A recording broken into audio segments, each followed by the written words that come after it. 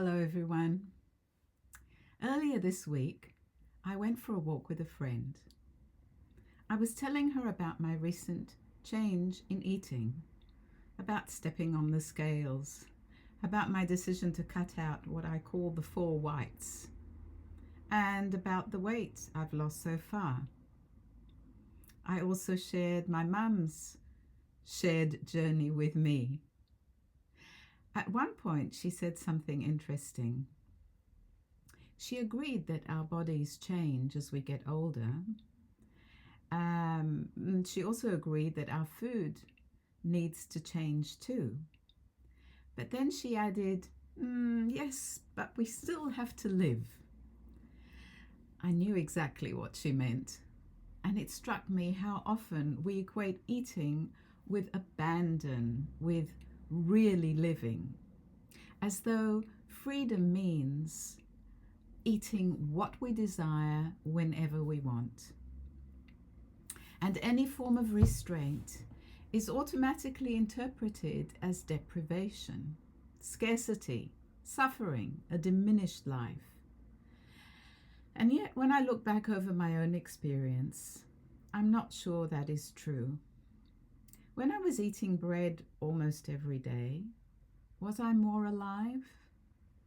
And when I was eating rice or sweet potatoes regularly, was I living more fully?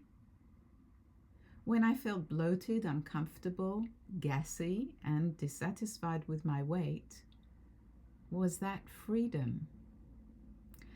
I think many of us have inherited an idea that says, if I can't have whatever I want, then something is being taken away from me. But perhaps the opposite is also possible. Perhaps some things give us less than they promise and actually take more than they give. Perhaps giving something up is not always a loss, but rather an exchange. We let go of one thing, and in return, we gain something else.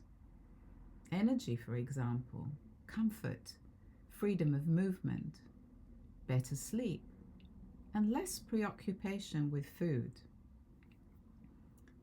We may also feel greater confidence in ourselves.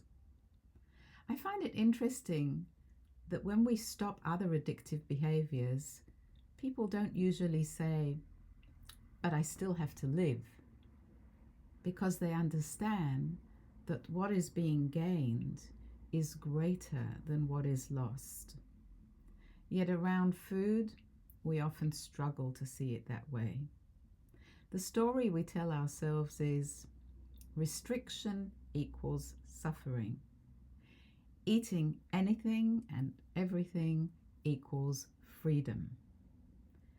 But what looks like restriction from the outside can feel like liberation on the inside.